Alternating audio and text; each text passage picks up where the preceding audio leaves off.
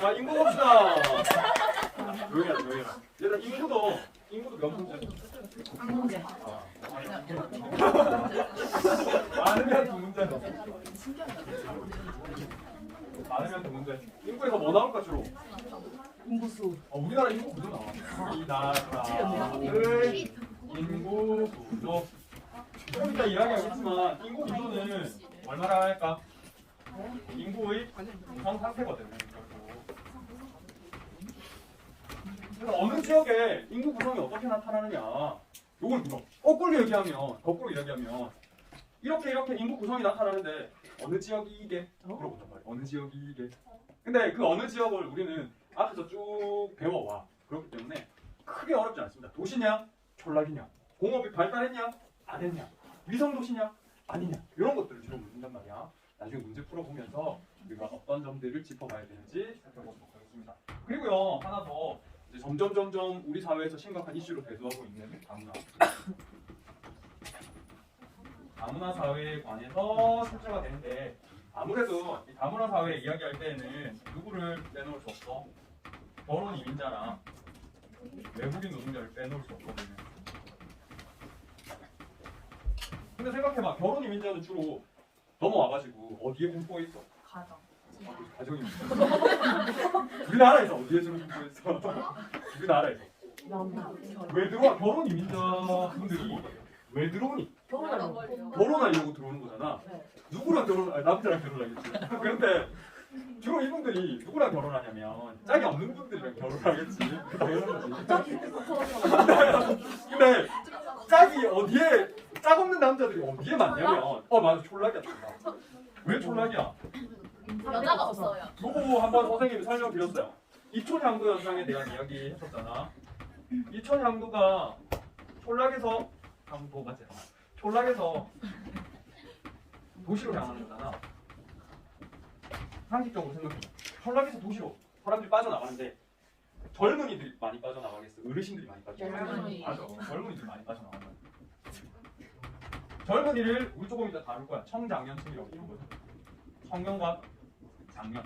몇 세부터 몇 세까지? 15세부터 64세까지. 한국어 선생님도 청장년층. 나도 청장년. 저희도 청장년. 오케이. 우리나라만의 분류는 아니고 국제연합 유엔에서의 분류입니다. 따라서 최근에 점점 사회가 늙어감에 따라서 이 기준도 바뀌어야 된다라는 이야기들이 많이 흘러나오고 있어요. 어쨌든 젊은이들이 나가는데 그 중에서 남자가 많이 나올까? 여자가 많이 나와요. 남자. 누가 많이 나와? 촌락에서 남자. 여자가 많이 나와요. 왜? 왜요? 왜냐면 이거 선생님 뭐 성차별적인 의견이 아니라 촌락에서는 주로 1차 산업에 종사를 하잖아. 1차 산업에 종사를 해야 되니까 농사를 짓든 어업에 종사하든 나무를 기르든 쭉 아버님 세대부터 계속 해왔던 거야. 근데 이게 여자분들이 물려받기보다는 남자분들이 많이 물려받는단 말이야, 가업을. 여자분들은 상대적으로 또 뭐라 해야 될까? 되게 조심스러운데, 정말 조심스러운데 그런 이게 출가 외인으로서 상대적으로 집안의 여러 상황에 좀 더 자유롭단 말이야. 자유로워. 무슨 말인지 알겠지? 자유로워. 그래서 이제 공부를 하러 도시로 나가요. 결혼을 하면서 자연스럽게 도시로 나가게 된단 말이야. 되게 부끄럽네. 결혼을 하면서 도시로 나가거나 취직을 하면서 또 도시로 나간단 말이야. 그럼 결국은 이 촌락에 남아있는 분들은 누구밖에 없어? 남성. 맞아, 남자밖에 없어. 따라서 이 촌락은 남자랑 여자랑 비교하자면 남자가 더 많아. 남자와 여자, 남자가 더 많다. 불균형한 거잖아. 성비 불균형 문제가 발생할 수 있는 거죠. 그러다 보니까 남성들은 이제 결혼 정년기가 된 남성들이 배우자를 찾을 수가 없고, 배우자를 찾을 수가 없으니까 외국에서 결혼 이민자들이 넘어와가지고 같이 결혼하는 거지. 따라서 결혼 이민자들이 넘어와가지고 주로 촌락에 공부하기 마련이야. 반대로 외국인 노동자들은 어디에 주로 공부할까요?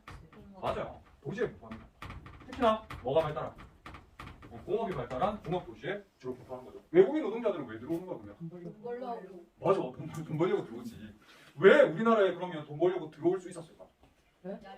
우리나라가 일손이 부족하기 때문에 들어올 수 있는 거잖아. 일손이 왜 부족한데? 어느 파트에 이제 일손이 부족해? 맞아, 주로 3D 업종에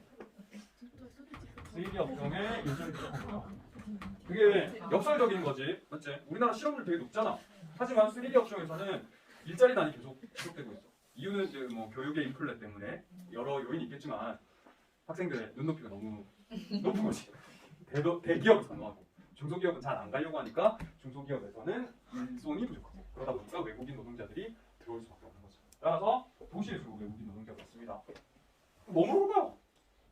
결혼 이민자가 많은 곳은 어디이게? 철라. 아니 이런 거 물어봐. 외국인 노동자는 어디에 많게? 이걸 물어본다는 거지. 오케이. 그래서 많으면 최대 2문제고요. 적어도 한 문제는 꼭 나오는 부분이 인구 부분입니다. 아니면 다른 내용을 물어볼 때 이제 그 지역을 구별짓는 판별하는 그런 접근 방식으로도 이 인구 데이터가 활용이 될 수가 있어요. 오케이. 그러면 바로 문제를 한번 풀어보고 어떤 것들을 물어보는지 살펴본 뒤에 내용으로 들어가 보도록 합시다. 아니 결국 뭐 물어보는지 알면 좀 더 여러분들 쉽게 접근할 수 있을 것 같아요. 인적도 불러요? 아니 내가 풀게 미친 거 아니야? 미친 거 아니야? 미친 거 아니고요. 올해 문제 한번 볼게요. 올해 문제. 너희들 보고 풀려고 안 풀어보려고 안 해. 자, 몇 페이지냐면 102페이지네요. 좀 잘 안 보이시겠지만 17번. 요게 올해 문제거든요. 봐봐. 일단 지도 나오면 뭐 써봐야 돼? 지도. A가 어딜 것 같아? 철화. 나중에 이거 외우자. 철화라는 여자애가 있어. 철화라는 여자. 그래서 네가 철화야? 물어보는 거야. 철화양인고? 네가 그 말로만 듣던 철화양인고? 그래. 철화양인고. 철원 화. 화천. 양. 양양. 양양. 양구. sorry. 양구 맞아요. 임. 인천. 오만 인제요. 그다음에 뭐하냐? 우리 여러분들 기억해 주셔야 되는데 이 철화양인고 특성이 있어. 지역의 특성. 여기 누가 많아? 남자. 와 남자가 많아. 남자. 근데 맞아. 그래서 남자 중에 젊은 남자가 많아. 아마 4명 중에 한 명 갈 거야. 4명 중에 한 명은 반드시 갑니다. 너 요새야. 맞아. 그다음에 B는 어디야? 세종. 맞아 세종. 이거 적어놔야 돼. 화천. 세종은 인구에서 진짜 중요한 지역이거든. 왜냐면 세종은 이게 행복 도시잖아요. 행복한데 누가 행복해? 애들이. 일부러 안 해. 일부러 스토리텔링 하는 거야. 애들이 행복해. 이유는 애들이 많아. 이게 처음 만들어지니까 비슷한 또래 애들이 엄청 많이 몰려왔어. 왜 또래 애들이 몰려오냐면 여기 막 공무원들이 많이 이제 불어날 거 아니야. 공무원들이 애들 데리고 왔어. 비슷한 또래 애들이 너무 많아. 너무 행복해. 그래서 애들이 행복한 도시 뭐라고? 세종.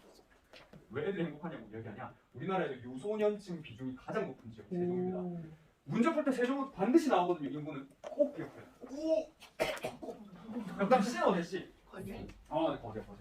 얘들아 거제 뭐가 많아? 얘들아 조선족 일이 쉬워 어려워? 어려우면 이것도 양성평등의 위반이야. 남자와 여자 중에 누구에게 적합해? 남자에게 적합해. 그래서 남성이 많아. 이렇게 남성이 여성보다 많은 지역을 남자가 여자를 초과한다 해서 남초 지역이 나거든. 대표적인 남초 지역이 이 거제와 같은 중화공업 도시입니다. 중화공업 도시. 이거를 기본으로 알면 이제 접근해 볼 수 있다. 근데 그게 뭔지 잘 모르겠어요. 네. 라고 이해할 수 있지만 봐봐. Y축에 뭐 나오니? 비율이 나와. 인구 비율. X축에 뭐 나와? 연령층이 나와. 연령층. 보면 봐봐.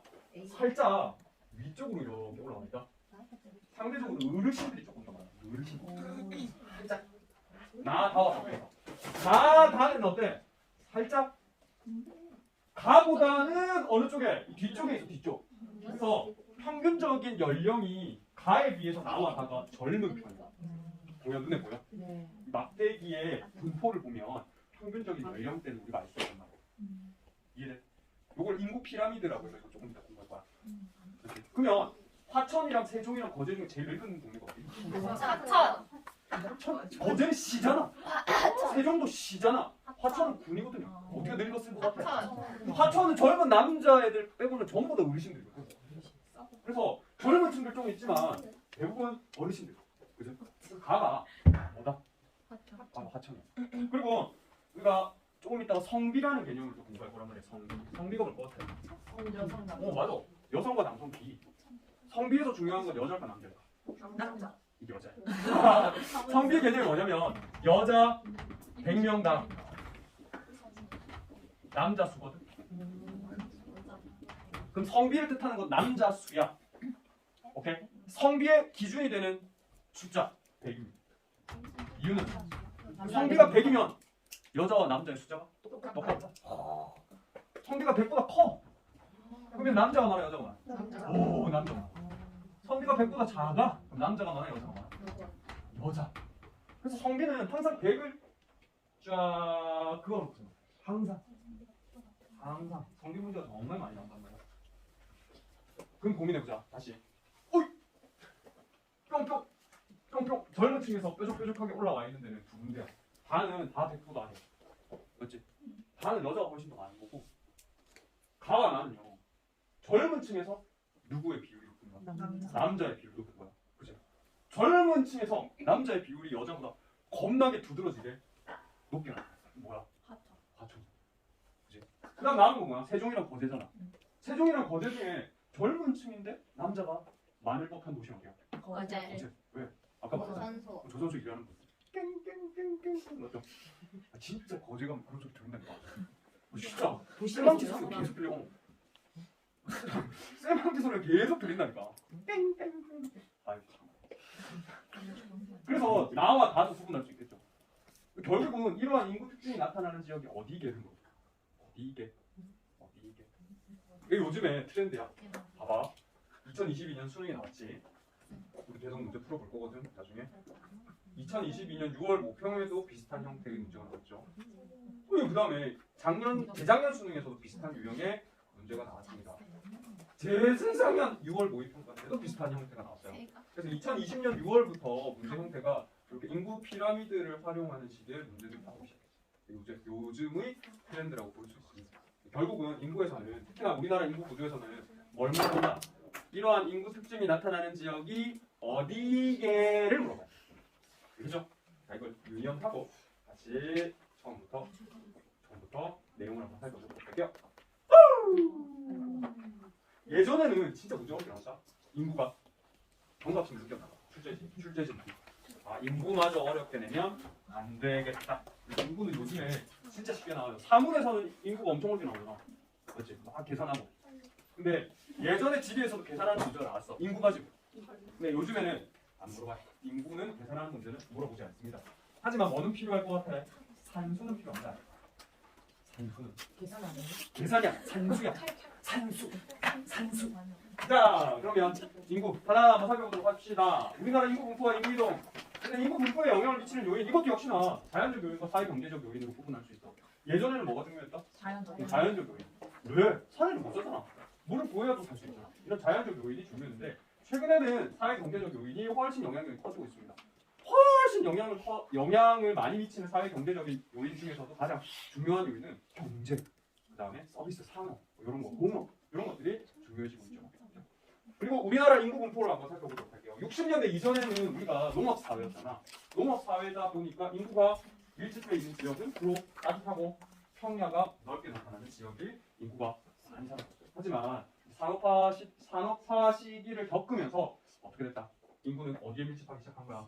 2, 3차 산업이 발달한 지역에 인구가 밀집하기 시작한 거죠. 그 대표적인 지역이 수도권이랑 공장들이 모이기 시작한 남동 이미지. 결국은 서울, 부산을 중심으로 인구가 팽창하고요. 더불어서 인구가 희박한 곳은 산간 지역이나 아니면 농어촌. 평야가 넓고 좁고 문제가 아니라 농어촌은 이촌 상도 현상에 의해서 계속 인구가 빠져나가다 보니까 계속 위축되는 거지. 지방의 중소도시들은 계속 위축되고 서울이랑 경기 지역, 그다음에 영남 해안 지역, 남동 이외 지역에 인구가 빠르게 성장하고 있습니다. 뿅 보시면 1940년대랑요, 2015년 한번 봐봐. 비슷비슷했어요. 비슷비슷했는데 이제 좀 확연하게 두드러지게 차이가 나기 시작했지. 어디 인구 많은가? 영남고. 그다음 간간히 광역시 지역에는 인구가 조금씩 많고 어디에 인구가 적어? 전통적으로 이렇게 산지 많은 곳에는 인구가 적죠. 이걸 잘 기억해야 돼. 인구 적은 곳은 태백, 소백산입니다. 인구 적죠.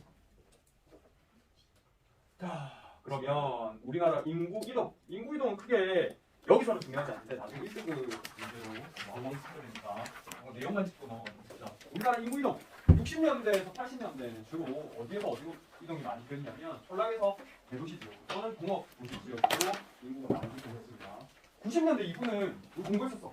어디에서 어디로. 근데 대도시의 인구가 막 집중되는 거야. 따라서 대도시에 과밀화가 발생하면서 대도시에서 어디로 사람들이 빠져나와? 주변의 위성 도시나 신도시로 왕왕왕왕 빠져나오기 시작하죠. 그러면서 지금 서울도 인구가 줄고 있고요. 부산 대도시도 인구가 줄고 있고요. 대구도 인구가 조금씩 줄고 있는 거죠. 전부 다 교회와 현상 때문이라는 거. 그래서 대도시에서 그 주변 도시로 인구 이동이 많아졌습니다. 이거 한번 참고해 보시고요. 자, 우리나라 인구 변화를 볼 텐데 우선 인구 변동. 인구 변동은 증가와 감소를 포함하는 거야. 그래서 인구 증가 또는 인구 성장 이런 식으로 표현합니다.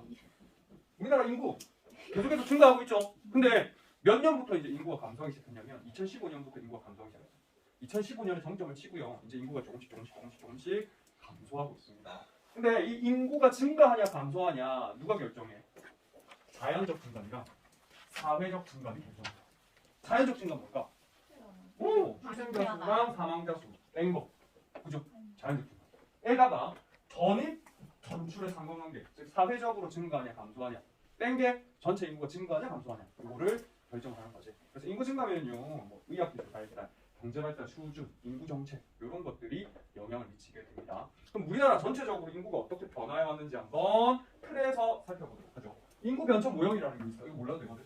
몰라도 되는데 인구학자가 전 세계 인구의 변화를 추적해가지고 하나의 모델로 만든 게 있어. 그게 인구 변천 모형인데 우리나라뿐만 아니라 대부분의 나라들이 이런 변화를 통해서 인구가 감소하고 있습니다. 무슨 말이냐면 처음에 1단계는 고위 정체 단계라고 하는데 한자 썼다. 다산. 농업사회는 어떻게 됐어? 엄청 많이 태어나. 하지만 엄청 많이 죽었어. 이유는? 맞아, 많이 태어나는 이유는 뭐냐면 농업사회이기 때문에 가장 중요한 생산 요소가 뭐였다? 노동력이었어. 그러니까 많이 낳아야지 논에서 또는 밭에서 일할 사람이 많아졌단 말이야. 계속 나왔어. 근데 의학 기술이 그렇게 발달하지 못하고 뭐 전염병도 있고 보건 위생 수준도 낮고 하다 보니까 엄청 많이 죽었단 말이지. 그때는 인구가 계속 요동만 치지 낮은 수준에서 꾹 유지가 됐었어. 오케이? 그래서 고위 정체라는 말은 사망률과 출생률이 모두 높은 단계에서 쭉 정체되는 시기다 해서 고위 정체라고 해요. 몰랐대요. 우리나라도 언제까지는 조선시대까지는 이 흐름이 계속 이어졌었어. 그러다가 초기 확장 단계라고 하는데 출생률은 높은 상태에서 그대로인데요. 뭐가 뚝 떨어지기 시작해. 사망률이 뚝 떨어지기 시작합니다. 엄청 많이 태어나는데 갑자기 죽는 사람이 확 줄었어. 그러니까 인구는 어떻게 돼? 확 증가해. 인구가 가장 빠르게 증가하는 시기가 바로 2단계인데요. 우리나라는 이때가 언제일까요? 박정희가 언제쯤일까요? 맞아요. 한 60년대 전후해가지고 그때가 2단계라고 보시면 됩니다. 의학기술이 보급되고 위생 수준도 높아지고 하다 보니까 사망률이 급감하고 인구가 급증하게 됩니다. 그러다가 이제 뭐도 떨어지게 돼.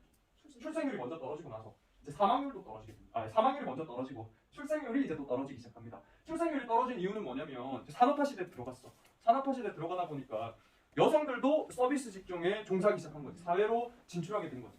여성들이 사회로 진출하게 되니까 결혼 연령이 계속 늦어지는 거야. 예전에는 농업사회 때는 18, 17에 결혼했었잖아. 근데 이제 27, 8, 30 결혼하다 보니까 아이를 출산할 수 있는 기간이 짧아지는 거지. 그리고 이제 의식이 개선되면서 아이에 대한 인식이 개선되는 거지. 예전에는 노동력이 공급 수단이었지만 이제는 노동력이 공급 수단이 아니잖아. 얘를 다르게 보기 시작한 거야. 맞죠? 그 아이는 그 아이고 나는 나고. 이렇게 다르게 보기 시작하면서 출생률이 급감하기 시작하는 거죠. 이때도 인구는 계속 증가해요. 이유는 아직도 출생률이 사망률보다 높은 수준이기 때문에. 그런데 2단계보다는 그 출생률이 증가하는 속도가 이제 느려지게 된 거죠. 그러다가 지금 현재 우리나라 어떠니? 대부분의 선진국인데요. 출생률도 낮고 사망률도 낮고 낮은 수준에서 쭉 정체되고 있죠. 인구 가장 정점에서 쭉 정체되고 있는 거죠. 그러다가 출생률이 사망률보다 더 떨어지게 되면 결국 어떻게 돼? 쭉 인구가 감소하게 되는데 우리나라가 지금 인구가 감소하는 단계에 돌입하게 된 거지. 그렇죠? 일본도 그렇고요. 인구가 이제 감소하기 시작한 나라들이 꽤 있습니다. 자, 그러면 이 단계를 가지고 잠깐 되짚어 보면, 조선시대 이전까지는요, 다산다다 1단계. 그러다 일제강점기 때 이제 근대의학 기술이 보급되기 시작하거든. 이때부터 사망률이 조금씩 이제 낮아지다가 60년대 들어서 확 사망률이 낮아지는 거죠. 근데 우리나라 특수한 상황이 놓여 있었잖아요. 광복에서 60년대까지 이제 한국 전쟁을 겪고 하다 보니까 상당히 인구적으로 봤을 때 혼란이 심했던 시기가 이 광복에서 60년대 초입니다. 그러니까 60년에서 80년대 이때가 이제 산업화 시기잖아. 본격적인 산업화 시기니까 아까 3단계 이제 출생률도 낮아지는 단계로 보시면 되고 90년대 이후가 되면 출생률도 낮고 사망률도 낮고 더 이상 인구 변화가 없는 4단계로 돌입했다고 보시면 되는 거죠. 그렇죠? 자, 그래서 밑에 보시면 이렇게 남한 인구는 계속해서 쭉 증가해 왔습니다. 사망률이 먼저 떨어졌고 출생률이 그 다음 떨어집니다. 자, 제일 중요한 건 인구 구조예요. 몇 개? 세 개? 네 개? 인구 구조가 제일 중요합니다. 결국 인구 구조에서 물어보는데 인구 구조는 아까 뭐라고 했죠? 국가의 또는 어느 지역의 인구 구성 상태를 인구 구조라고 해요. 근데 인구 구조는 크게 세 종류가 있어. 인구 구조의 종류에는 첫 번째가 연령별 인구 구조가 있고요. 두 번째가 성별 인구 구조가 있습니다. 세 번째가 성별, 경제적인 인구. 산업별 인구. 산업별 인구.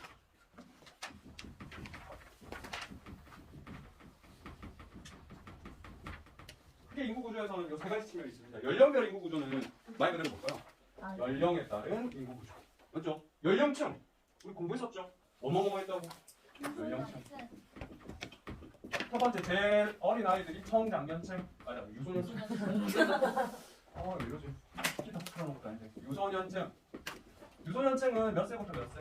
0에서 14세. 그 다음에 청장년층.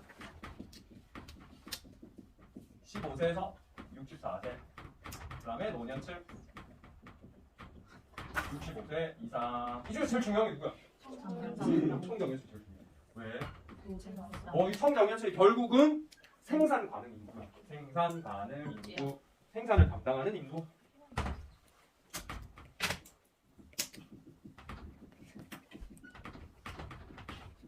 이 차 조금은 결이 다르지만 다 비교할 수 없지만 경제활동 인구라고 볼 수 있습니다. 통계에서 경제활동 인구란 이게 조금 애매하거든.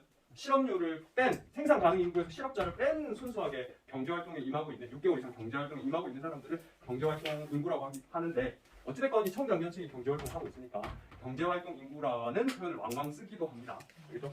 그래서 청장년층이 제일 중요합니다. 이유는 뭘 결정하기 때문에 시험 문제를 풀 때 총부양비를 결정. 그래서 부양비가 뭘 것 같아? 이것도 나중에 또 언급할 거야. 부양비가 뭐야? 오 맞아. 부양하는 부담. 부양하는 데 느끼는 부담을 수치로 나타내는 게 부양비라고 이야기하거든. 그러면 유소년층, 청장년층, 노년층 중에 누가 누구를 부양을 해? 청장년층이 유소년층과 노년층을 부양하고 있단 말이야.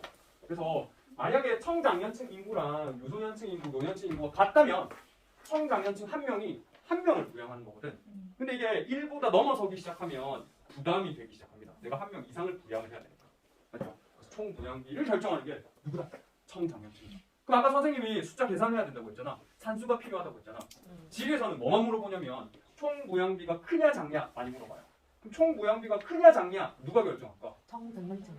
청장년층 인구 또는 청장년층 인구 비율이 결정해요. 왜? 얘들아, 청장년분의 청 비율 플러스 노잖아. 맞죠? 이게 총부양비거든. 나중에 또 나와. 그럼 총부양비가 크려면 누가 잡아야 돼? 크려면 청장년층의 인구 또는 인구 비율이 낮아야 되거든. 반면 총부양비가 낮으려면 누가 커야 돼? 청장년층의 인구 비율이 또는 인구수가 많아야 되는 거죠. 그래서 요거 많이 물어봐. 요거 가지고 지역별로 많이 물어보니까 여러분 꼭 기억해 보셔야겠죠. 어찌됐건 이 연령별로 누가 많냐를 따져 묻는 게 연령별 인구 구조라고 생각을 하시면 되고요. 성별 인구 구조는 뭐야? 말 그대로 여자가 많냐 남자가 많냐. 이 성별 인구 구조에서 제일 중요한 핵심 키워드가 아까 우리 이야기했었던 성입니다. 남자가 많냐 여자가 많냐. 오케이. 그리고 이 연령별 인구 구조와 성별 인구 구조를 함께 눈에 쉽게 파악할 수 있도록 만든 수단. 그게 뭐냐면 인구 피라미드. 인구 피라미드. 따라서 인구 피라미드를 해석할 줄 알면 우리 뭐랑 뭐를 알 수 있는 거야? 연령별 인구 구조랑 성별 인구 구조를 함께 알 수 있는 거잖아. 그래서 인구 피라미드를 가지고 많이 물어보고 있어. 실질적으로. 알겠죠? 산업별 인구 구조는요. 1차 산업의 종사 비율이 많은지, 2차 산업의 종사 비율이 많은지, 3차 산업의 종사 비율이 많은지를 물어보는 건데 최근엔 잘 안 나와. 예전에는 많이 나왔었는데 최근에는 잘 안 나옵니다. 그래서 뭐만 정확하게 이해하도록 하자. 연령별 인구 구조랑 성별 구조만 정확하게 이해할 수 있도록 합시다. 알겠죠? 사람이. 자, 그럼 연령별 인구 구조. 아까 유소년층, 청장년층, 노년층 비율, 노년층이 뭔지 연령대별로 살펴봤습니다. 유소년층 애들이고요. 청장년층 누구다? 젊은이들, 어르신들까지 좀 포함하는 개념. 노년층은 완전 어르신들. 그죠? 아까 선생님 이야기했는데 청장년층 인구가 적을수록 인구 부양비가 어떻게 증가한다. 둘은 반비례 관계다라는 걸 꼭 이해해 주세요. 자, 인구 피라미드를 그러면 한번 살펴보도록 할게요. 인구 피라미드를 통해서 연령별, 성별 인구 구조를 파악할 수 있다고 합니다.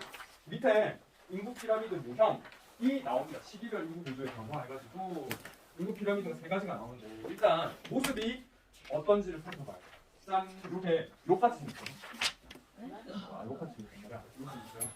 감사합니다. 왼쪽이 뭐야? 남자. 오른쪽이 뭐? 여자. 그러면 Y축은 뭐야? 연령이. 연령층. 오케이? 연령층이.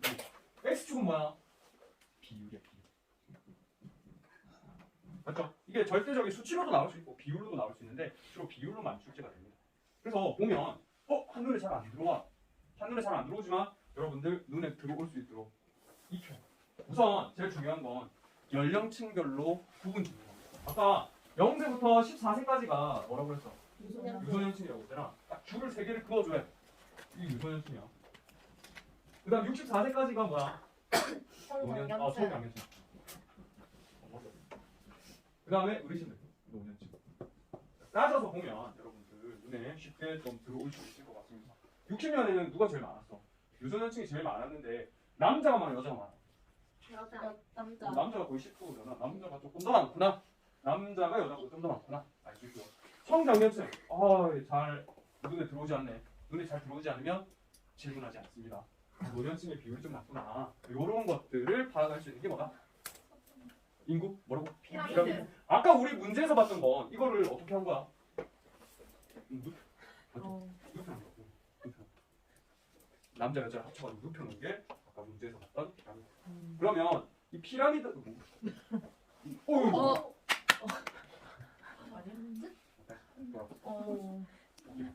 이 피라미드 유형을 보고 우리가 지금 어떤 상태이다, 어느 지역이다 라는 걸 알 수 있거든요. 그래서 피라미드 유형을 잠깐 대시봅시다. 먼저 피라미드 유형은 자연적 증감에 따른 유형이랑 사회적 증감에 따른 유형으로 구분할 수 있습니다. 자연적 증감에 따른 유형은 출생 상황, 그죠? 모양에 따라서 피라미드형, 종형, 방추형으로 구분할 수 있는데 피라미드는 말 그대로 삼각형, 1대1 피라미드형이라고 그래. 유소년층 비율이 제일 높죠. 노년층의 비율이 제일 낮습니다. 이거는 농업사회인 지역. 전체로 전 세계적으로 범주를 넓혀보자면 어떤 곳?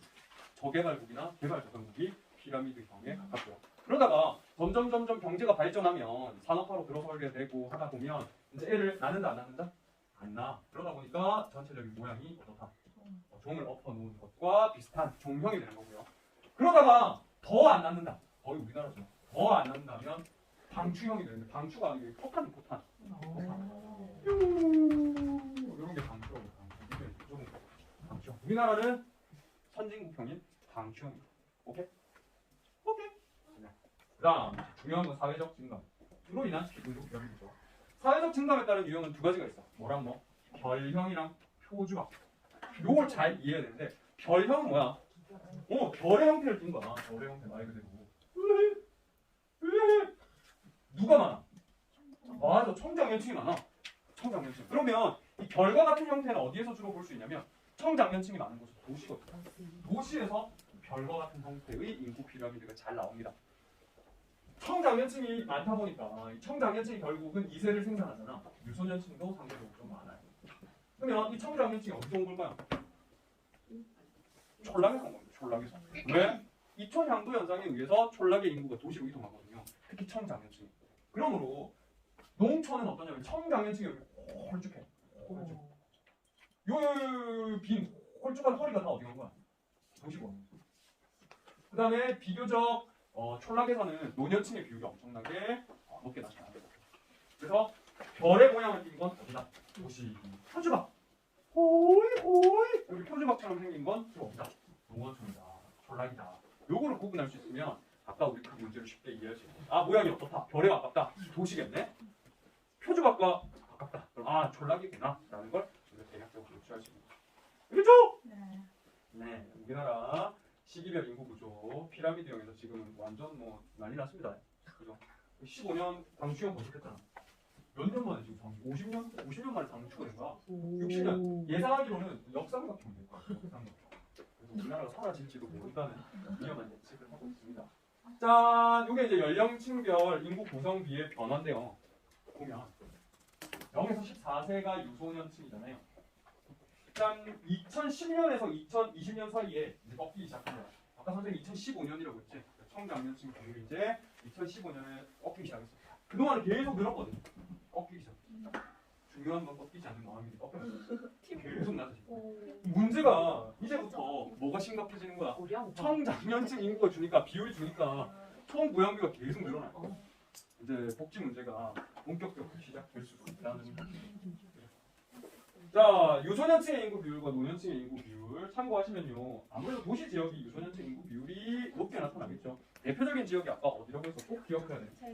아이들이 행복한 세종. 세종은 상대적으로 유소년층 비율이 높게 나타납니다. 그리고 진짜 심심하면 이런 거 보란 말이야. 그 위에도 되게 진하게 나타나잖아. 이거 어디가? 천안이거든. 천안에 애들이 의외로 많구나. 여기 어디야? 공부했었어. 화성이야. 화성도 삼성시티니까 거기 젊은이들이 많이 사는가 보다. 애들이 많은가 보다. 이런 걸 유추할 수 있고. 그다음 거제도 아까 선생님이 젊은 층들이 많이 산다고 했죠. 거제도 의외로 유소년층 비율이 되게 높게 살펴볼 수 있고. 그다음 노년층 어르신들이 많은 데는 어디야? 섬들 어르신들 많고요. 그다음 태백 300, 소백 300 근처에 상대적으로 어르신들이 많은 거죠. 그렇죠? 그런 것도 추세들 이런 것도 있으면 좋겠는데 이걸 어떻게 다 암기하겠나요? 야 그렇구나라는 것만 여러분들 이해하시면 되겠습니다. 물어봤던 지역만 계속 물어봐요. 어쩌다가 다른 지역 끼워넣지 완전 생소한 지역 시험은 잘 안 나와요. 자, 성별 인구 구조, 연령층별 인구 구조랑 피라미드 살펴봤고요. 성별 인구 구조 이야기했었는데 성별 인구 구조의 핵심은 뭐라고요? 성비. 맞지? 여자 100명당 남자 수를 뭐라고 한다? 성비. 오케이. 그래서 기준이 뭐다? 100보다 성비가 높다. 그럼 누가 많다? 남자가 많다. 그래서 실제로 성비가 높다 이렇게 표현을 써요. 성비가 높다 낮다 100이 기준이야. 다음에 100보다 낮아 성비가 100 이하야. 그러면 여자가 더 많은 거. 성비가 낮다 이렇게 표현하니까 비교할 때 높다 낮다 개념 정확하게 이해해 주시기 바라겠습니다. 그래서 남자가 많은 지역 뭐라고 한다고요? 남초지역. 여자가 남자보다 많은 지역? 여초지역. 그럼 주로 여초지역, 남초지역 어디일까요? 남초지역이 시험 문제 많이 나와요. 남초지역. 남자가 많은 지역 군사 분계선 인구입니다. 아까 철화양 인구 했었죠? 철화양 인구 다시 보면 그리고 옆에 보면 뭐 포천 그다음에 뭐 양주 이런 데도 상당히 시커멓게 나타나요. 남자가 휴전선 부근은 군사 분계 지역은 젊은 남자들이 많구나. 우리 학교 남자 친구들이 갔겠구나 이렇게 생각하시면 되고요. 또 중화공업 도시 여기도 남자가 상당히 많게 나타나는데 이것도 한번 들여다보면 어디가 시험 문제 나오겠다 유추할 수 있어. 거제가 그랬잖아. 거제. 화성이 그래요. 화성. 그렇죠. 화성도 중화공업이잖아. 전자니까. 그 다음에 태서당, 당진 우리 공부했었죠. 당진. 또 아산 이런 데도 상당히 높게 나타나. 이제는 화성이랑 당진이랑 아산 이런 데도 물어볼 수 있겠는데 공업이랑 관련 지역 이렇게 생각해 주셔야 돼요. 여기 신안이거든. 신안. 여기는 왜 높게 나타날까? 염전. 우리나라의 80% 이상 그 소금의 80% 이상이 신안에서 만들어지거든요. 엄청 힘든 곳입니다. 또 울산도 시커매. 울산 중화공업 발전소 있잖아. 남자들이. 여기 또 어디야? 영암이거든. 영암 목포. 여기도 조선소가 위치해 있다고 했잖아. 저기도 남자가 좀 많고. 그다음 우리 지역에서는 함안이 좀 시끄럽다. 함안. 절대 물어보지 않아요. 이런 데는 전부 중소기업이 다 빠져나와 있어가지고 아무래도 남자들이 많은 지역이라고 볼 수 있습니다. 유명한 지역, 대표적인 지역이 나오지. 함안이 많아, 고령이 많아. 그렇죠. 자, 그리고 여초. 예전에는 이렇게 가르쳤었어. 서비스업이 발달한 대도시는 남자보다는 여자가 많다. 가르쳤었는데 거의 100 가까워요. 거의 100 가까이 됐으니까 여초 지역에 대해서는 문제를 물어보지 않습니다. 근데 촌락에는 압도적으로 여자들이 많죠. 이게 생물학적으로 어쩔 수 없어. 태어날 때는 남자가 많이 태어날까 여자가 많이 태어날까? 남자. 남자가 많이 태어나게 프로그래밍이 돼 있어. 왜? 왜? 이 구석기 시대 때부터 남자들이 뻘짓거리를 많이 했잖아. 으아! 막 마모스한테 대들고 그랬거든. 많이 죽었단 말이야. 위험에 많이 노출되다 보니까 그게 좀 많이 태어나게 프로그래밍을 해야지 엇비슷하게 가할 수가 있는 거지. 근데 노년층 되면 남자가 확 떨어져 버립니다. 그렇게 프로그래밍을 해 놓아도 술 먹고 담배 피고 운전 이런 거 진짜 나중에 되면 한 60, 70밖에 안 돼. 성비가. 그 촌에 가면 전부 누구밖에 없어. 할머니들밖에 없는 거야. 평균 수명이 남자가 훨씬 작습니다. 그래서 결국은 노년층 되면 여초가 나타날 수밖에 없어. 근데 이제 태어날 때는 남초가 나타난다고 했지. 거기에 이제 기름을 부은 게 뭐야? 남아성호사상인 거지. 요즘에는 남아성호사상이 거의 사라졌죠. 오히려 여아성호사상이 지금 자리 잡고 있습니다. 선생님도 그랬거든요. 선생님도 첫째 아이고 그걸 못 시간어. 첫째를 딸을 낳고 둘째를 낳아야 되나 고민하다가 낳을 거면 기왕 이제 성을 맞추는 게 좋겠다 했는데 남자가 태어났어. 역시 마음대로 되지 않아. 그러니까 중연령이라는 개념도 있습니다. 중연령이 선생님 뭐라고 했나요? 이게 인구에서는 평균 연령의 개념을 안 써요. 이유는 평균의 함정이라고 들어봤잖아. 그래서 이제 그 지역을 평균이 대표하지 못하는 경우가 많이 발생하거든. 따라서 중위연령의 개념을 주로 활용합니다. 특히 어떤 경우에 이제 평균이 집단을 대표하지 못하냐면 쌍봉분포라고 하는데요. 쌍봉분포. 봉우리가 몇 개다? 2개. 오, 2개야. 이게 0세고 100세라고 가정을 해봐. 비율이고요. 어느 지역에 이렇게 나타. 그러면 평균 내면 어느 정도겠냐? 약 50세 정도 될 거잖아. 평균 연령이 50세야. A라는 지역은 평균 연령이 50세야. 라고 하면 대부분 사람들의 인식이 50세가 제일 많겠구나, 그 지역에는. 근데 그 기대에 어긋나는 경우가 발생한다는 거죠. 따라서 중위연령의 개념을 씁니다. 중위연령이 올 평균 연령쯤이라고 생각하면 돼. 중위연령 뭐다? 나이 많은 사람부터 쫙 줄을 세워. 그랬을 때 딱 가운데 오는 사람의 나이 뭐라고 한다? 중위연령. 중위연령이 높다.